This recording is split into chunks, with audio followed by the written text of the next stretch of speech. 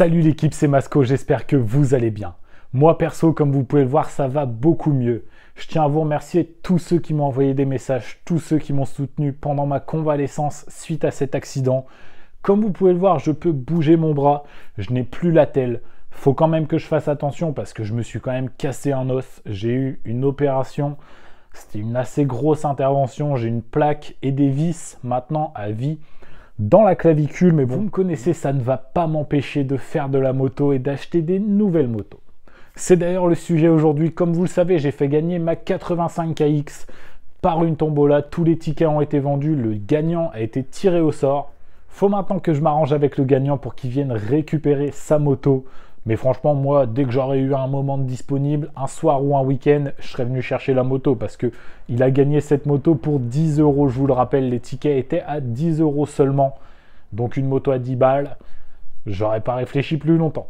Mais bon, c'est pas le sujet aujourd'hui. Aujourd'hui, je vous présente mon nouvel achat parce qu'en fait, cette KX, c'était un peu mon daily pour rouler dans les chemins.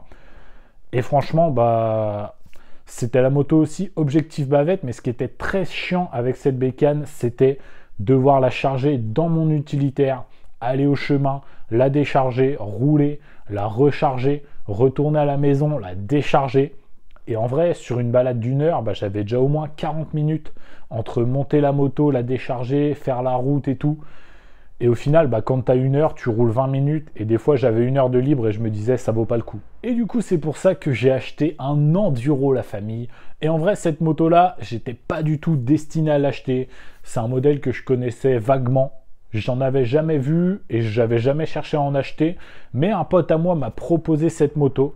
Et comme je vous l'ai déjà expliqué dans la vidéo où je vous disais comment acheter les motos le moins cher possible, il faut une moto qui ne soit pas sur le bon coin, qu'il n'y ait pas de concurrence. Et du coup là, mon pote m'a directement contacté.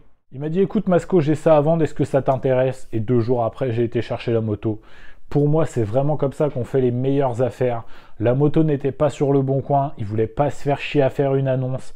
Du coup, il m'a laissé à un très bon prix. Mais bon, assez discuté, je vous montre tout de suite la bécane. Regardez-moi ce bijou l'équipe. 300 Gaz EC, année 2003 ou 2004, je ne sais plus exactement, que j'ai acheté pour la maudite somme de 1500 €. Donc c'est un enduro homologué route que j'ai acheté bien sûr avec la carte grise. Donc franchement, 1500 pour un enduro avec les papiers, c'est donné. Franchement, c'est vraiment un super prix. La moto est en très bon état général. Et franchement, même si c'est une 2003 ou une 2004, vous allez le voir, il y a déjà de très belles pièces sur cette Gaz. En plus, un 2 temps. Moi qui suis un peu plus 2 temps que 4 temps quand même, je trouve ça incroyable.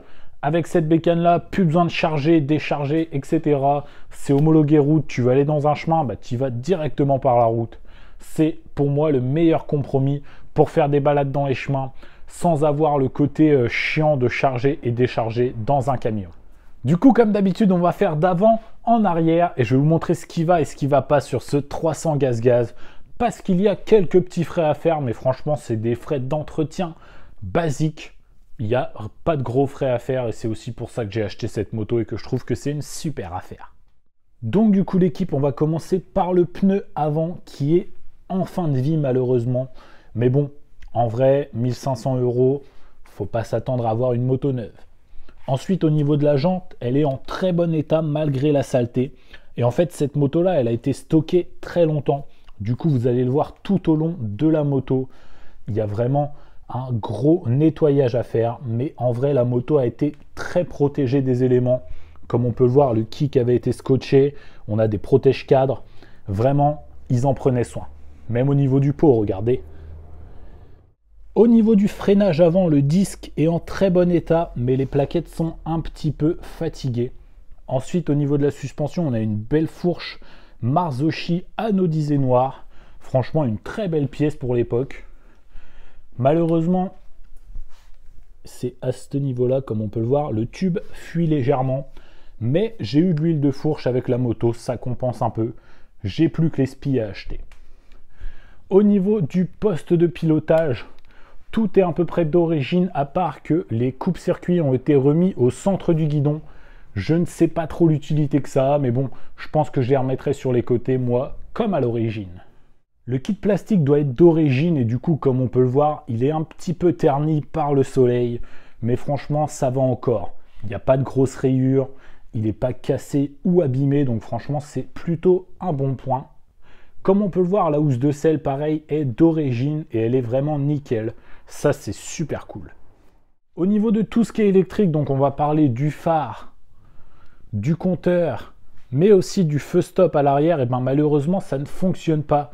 Mais bon, ça doit être juste un petit problème de faisceau électrique, une masse qui fait plus masse au cadre ou quelque chose comme ça. Donc ça, c'est un problème que je pourrais régler normalement très facilement. Sinon, au niveau du moteur, le moteur a environ une 60aine d'heures. Comme on peut le voir, malgré la poussière et la saleté, ça reste en très bon état. J'ai hâte de retirer la protection d'échappement pour voir comment c'est en dessous, mais franchement, je pense qu'il doit être encore pas trop mal cet échappement.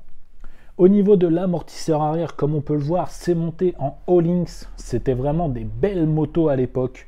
Parce qu'en 2003, avoir une fourche Marzocchi anodisée noire et un amortisseur All-Links, franchement, ça fait rêver.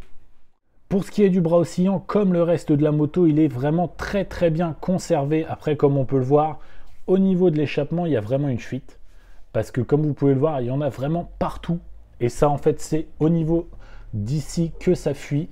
Mais aussi au niveau de la cartouche, juste ici, là, on voit que les rivets ont été remplacés par des vis. Et du coup, je pense qu'il va falloir refaire toute la cartouche. Puis de toute façon, regardez, j'ai jamais vu une cartouche aussi longue avec la courbure et tout. Franchement, vu comme elle ressort, je pense que je vais la couper à peu près par là. Ça sera beaucoup plus beau. La jante arrière, comme la jante avant, elle mérite un bon coup de nettoyage. Mais je pense qu'une fois bien propre, elle peut être en super état. Le disque à l'arrière, lui, est vraiment en bon état comme le disque avant. Par contre, là, les plaquettes sont bonnes. Donc, on a le freinage à l'arrière qui est en très bon état. Au niveau du keychain, ça a été changé par le précédent propriétaire. Donc, le keychain est vraiment tout neuf. Il reste juste une tension de chaîne à faire parce que là, c'est un peu détendu. Le pneu arrière, lui, est complètement usé. En même temps, une enduro, quand ça fait de la route, le pneu cross, il prend vraiment cher. Au niveau du moteur, comme on peut le voir, comme je vous l'ai dit, la moto a été stockée très longtemps, donc ça a pris la poussière, etc. Mais sinon, c'est plutôt en bon état général. Mais franchement, un bon coup de ménage s'impose sur toute la moto. Ensuite, bien sûr, vous me connaissez, j'ai eu quelques pièces avec la moto et on commence par un sabot moteur. C'est plutôt pratique pour faire de l'enduro, ça évite de casser les carters ou d'abîmer le dessous du moteur. J'ai eu aussi un bidon d'huile moteur, un bidon d'huile de fourche et un pneu d'occasion, mais en bien meilleur état que celui qui est monté sur la moto, donc ça peut faire un pneu de dépannage. Donc c'est plutôt très bien. Bien sûr, comme je vous l'ai dit, l'équipe ce 300 Gaz démarre au quart de tour. Et du coup, comme vous le savez, une moto que j'achète tournante, je vous montre comment elle démarre. Première fois que je retrouve un guidon après l'accident, l'équipe. Ça me plaît toujours autant.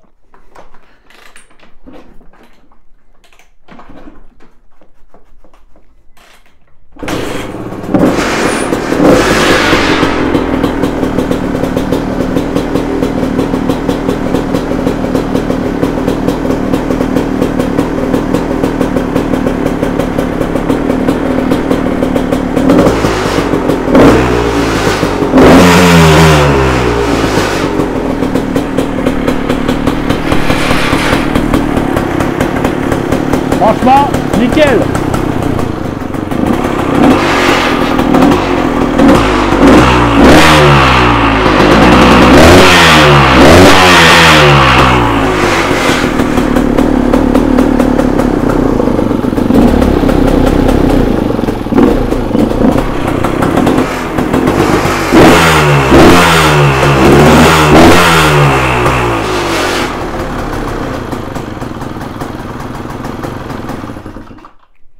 Bon, on va pas enfumer plus l'atelier. Comme vous pouvez voir, la moto tourne très bien. Après, le gros défaut, à chaque fois que je démarre une moto sur le pont moto, la plaque arrière, là, elle fait que vibrer et du coup, c'est insupportable. Mais franchement, la moto démarre super bien. Pour 1500 balles, un enduro avec carte grise, c'est vraiment une super bonne affaire.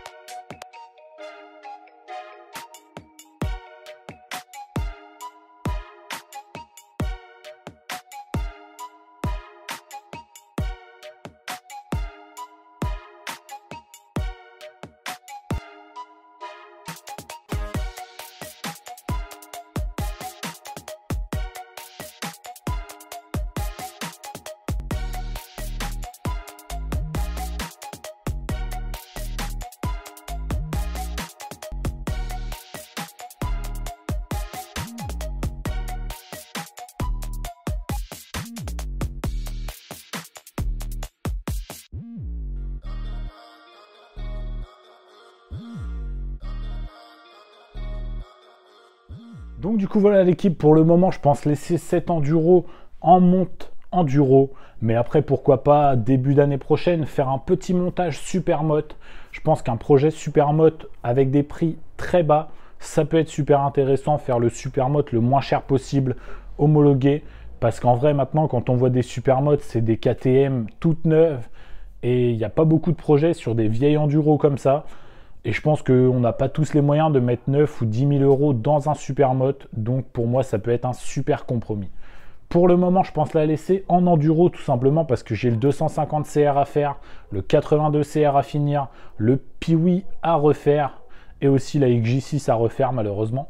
Donc du coup, en vrai, des projets en cours, j'en ai déjà assez. Celle-ci, je pense qu'elle va rester comme ça. Je vais la rouler comme ça et on verra ce qu'on en fait après. Du coup voilà l'équipe, on va déjà malheureusement s'arrêter là pour cette vidéo. Comme d'habitude, si elle vous a plu, n'hésitez pas à mettre votre plus beau pouce bleu. N'hésitez pas à me dire dans les commentaires s'il y a un petit projet supermoto pour un budget serré, ça pourrait vous intéresser. Moi je pense que ça peut être vraiment une très belle série de vidéos. En plus j'ai déjà monté pas mal de 50 en supermoto, donc passer sur un 300 de temps supermoto, franchement ça serait une très belle évolution et ça me fait très envie. Bien sûr l'équipe, si vous n'êtes pas encore abonné, c'est le moment de le faire. Et surtout n'oubliez pas d'activer la cloche pour manquer aucune de mes prochaines vidéos. On approche la barre des 20 000 abonnés, franchement un grand merci à tous, c'est vraiment incroyable. Moi je vous dis à la semaine prochaine, c'était Masco, salut!